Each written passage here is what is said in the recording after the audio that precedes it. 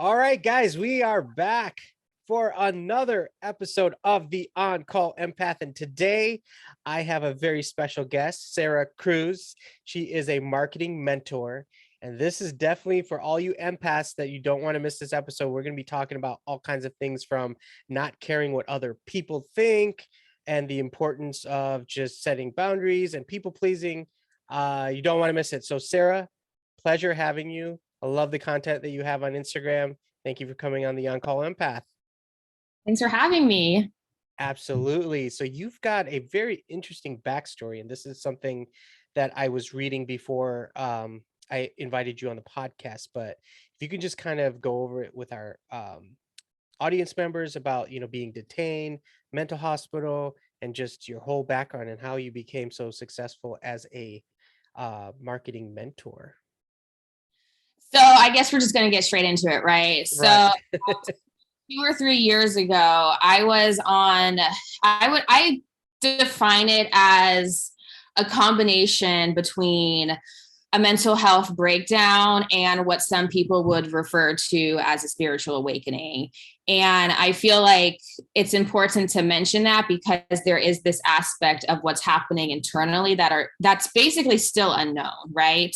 So all of that was happening and trauma was coming up. When you're in that midst of having a breakdown and you're almost like reliving trauma, and then you're in contact with the police and the state and they don't understand it, that's when it gets ugly and that's when it gets dangerous. So that's where I was at. So then I was arrested by the police, and then I was held in a mental hospital for 8 days. So, and then after, like, that experience on its own was extremely traumatic in itself, but it also, one, showed me up close and personal, like what's the problems with the mental health system that's Right. currently happening right now. But there was this moment of realizing that I'm not going to be quiet. Like, I'm not going to allow somebody else, a police officer, the state, whatever you want to call it, control my voice and stop me from saying what I have to say. So that was kind of the foundation, which has emerged of the importance of telling your story and of essentially not remaining silent in a world that wants to Suppress you. Yeah. And thank you for sharing that and kind of being vulnerable. I know it's not very easy because I've had some friends that have been in a mental institution and they've kind of told me like their experience. But was this in the US that this took place, or was this Yeah, somewhere it else? was in Orange County, California. Okay. So it So would have been like one of the better mental hospitals because it was in Orange County, but it was still pretty messed up. So I can only imagine if it happened elsewhere.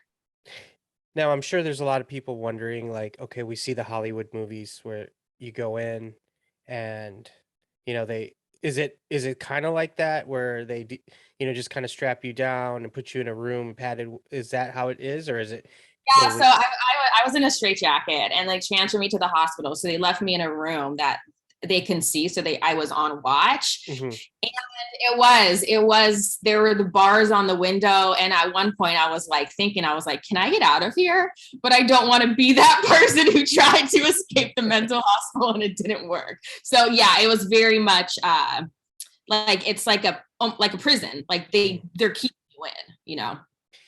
So eventually they let you out, they got you evaluated and you were free to go. Was it kind of like a few days, or Yeah, it was 8 days. And the reason I was able to leave is because they didn't have anything, like there was no legal reason for me to be there in the first place. yeah. So, And that's a whole podcast in itself. Let's face it, like the legal system, the healthcare system is really broken. And that's one of the reasons why I have guests like you on the podcast that have been through a lot of these situations. And you can kind of like call it out how it is, because we don't have the right people in place to run these places, and it's really sad.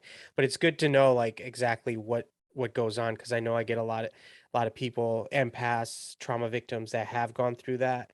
And so it's interesting to see other people's experiences. So um So just kind of changing gears here is, I wanted to ask you, how do you like not get swayed by other people's opinions? Because I know with empaths, highly sensitive, even like with this podcast, I try to cater to everyone, but I still keep the content the way I want it because I know it's going to piss off other people, but I do it anyways. What I like about you and your podcast, you don't have a filter. You just say whatever you need to. How do you not get swayed by other people's opinions? So I always, whenever I'm speaking or creating content, I always really remember to bring it back to why I'm putting myself out there and why I'm using my voice and like the intention behind it. And then I really try to remember that there's so much power in using your voice and speaking your story and being 100% authentic. And if you can consistently connect back to that power, Mhm. it's very healing in a way. It's very healing in a way. And of course, it's difficult when there's, social media and there's people in your life that are like, oh, don't talk about this, or I don't want that side of the story told. It's really important to remember that like it's essentially you reclaiming the story, it's you reclaiming your narrative, and it's you essentially reclaiming your power. Yeah. I commend you for that. And there's a lot of people listening. You got a lot of followers. You have a lot of good content, and it's because you're authentic. You just say what's on your mind. And I think we need more people like that. I know a lot of empaths, highly sensitive people. They try to shun themselves because that's all they know. That's people that have been abused. But now more and more people are coming out. And then when I see content that you have on your Instagram, that also kind of gives hope to so many people that it is okay to come out. It's okay to talk about things that might be uncomfortable. Um, so I wanted to ask you, yeah, go ahead. Okay. So I'm also going to say that like putting yourself out there, especially if you've experienced any kind of trauma or Hmm. whatever in your life, like it's going to take practice. It's not going to be easy. Like it's a continual thing of being like, okay, well, this is who I am. This is my truth, and I'm going to put it out there. Hmm. And it just takes time. It's not easy, you know. Yeah, and be prepared for backlash. Get Yeah. prepared for people that are going to cut you off, people that are going to make you feel like shit. And I had to do that too with the podcast. And when I laid my boundaries, I started getting people like just getting pissed and then blocking and not talking to me. And to me, that's actually a good thing, because why do I want these people in my life? And even people that I coach, I tell them like, look, you have to put yourself first. You have to fill your cup first. And so we have to change that narrative in our minds. So my next question to you, and this is something I know you're really good at, maybe you can kind of shed light to all the listeners out there, is how do we begin to even change that narrative and keep our power? Because I know with empaths we try to help everyone and give it away and our energy.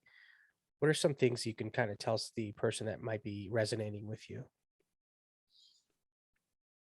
Yeah, so I think one of the biggest shifts internally that I made when it came to like speaking and retrieving your power back is just realizing that you're not alone in whatever else you experienced. And I know the scary part is putting out there and speaking about it, but speaking about it and letting another human being hear what you have to say, like that's where the connection comes from.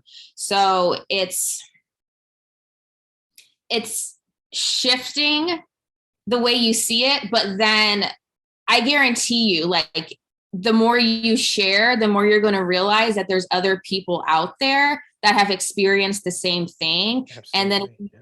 start to connect with those people, that's also a way to feel as though you're gaining back power and support, because now you're in relation with other humans that now make you not feel less alone when you felt isolated and excluded because of what you've been through. Yeah. Very well said. And that's why, I created this community, and just to kind of get more people to be seen and be heard and be that that voice, to have people like you on here as well.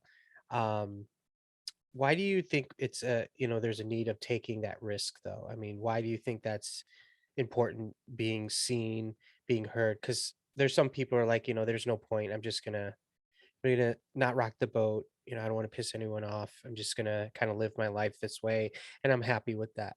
Why do you think it's important to, speak your truth like you have, like with the mental institutions and everything that you've been through? Why do you think that's important in being vocal and making that change? Well, I think it's especially important today, considering how cancel culture is a thing and people are becoming more and more afraid to just speak their opinions Mhm. and perspectives in general. But I feel like if you're someone that's experienced something like some kind of trauma, it's it's almost like a domino effect. So when you are able to put it out there, that helps someone else who has experienced that as well be like, oh, if he can do it, I can do it. If she can do it, I can do it. And I mean, I believe that part of the issue in our society is that we're so disconnected from each other. Yes. Story is the thing Mhm. that brings us back together and helps us all realize our own humanity in a sense. Yes, I agree. I agree, and that's what kind of I think it was one of the biggest problems right now is just, we got a lot of people that are afraid to come, forward and speak their truth. And, they'll listen to podcasts and, they'll follow people like yourselves. But there's going to be a time where whoever's listening to this, you're going to have to come out and speak your truth. And you're going to have to let people know who you really are, whether being a proud empath, highly sensitive person, if you've been through trauma, this is who that's who makes us up. I mean, that's part of us, right? I mean, we can't just erase our trauma from the past, You have to embrace it kind of. Yeah, and it's not always just about like putting your story online. Like it has an effect in the real world. Like if you're sitting across from somebody and you see that they're upset and then you share part of your story like that they can understand and relate to, that's a beautiful moment. You Yeah. know what I mean? And that's I feel like we need more of those. Yeah. That's where risk comes from. It's like the risk versus the reward. And I know that we see the risk is like, oh my God, we're gonna get condemned and like Yeah. hated for the other side, it's there's healing and connection, which is all Yeah. what we want. Yes, and I mean, on the flip side, depending on who you share it with, you want to be careful who you let into your life as well. Because I've been in that place where I've tried to be open with the wrong people, and that's bit me in the ass as well. Yeah. Where I'm just like, okay, I'm just not going to open up now, and that was the wrong way to go about it too. So I had to find my tribe, my own people, and I started my own thing, like the on-call empath, and I just look for people that get it, people that have been through trauma and live to tell about it and want to make a change, which you clearly are with all the work that you're doing as a marketing mentor. Um, and transfer, you're basically doing a lot of healing. And if you can kind of explain to us, what exactly that you do and what you're going to be up to in the future, like with your marketing mentorship.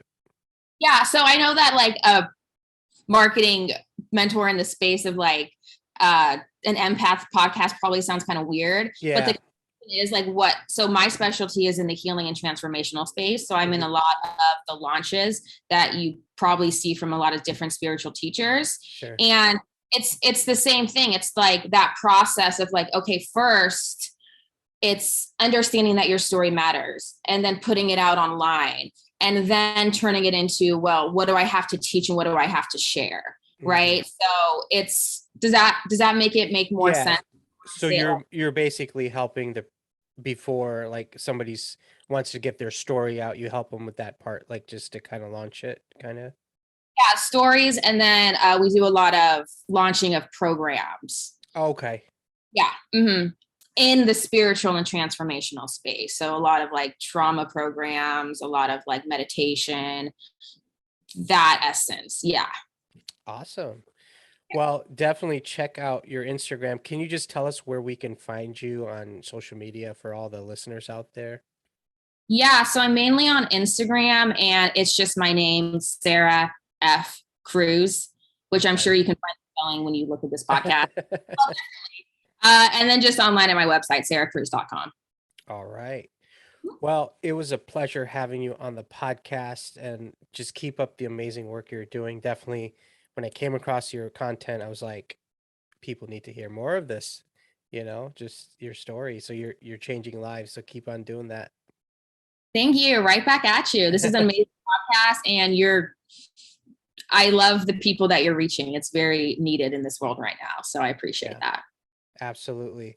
Thanks again. All right, guys, that does it for this episode. Stay tuned for a lot more guests.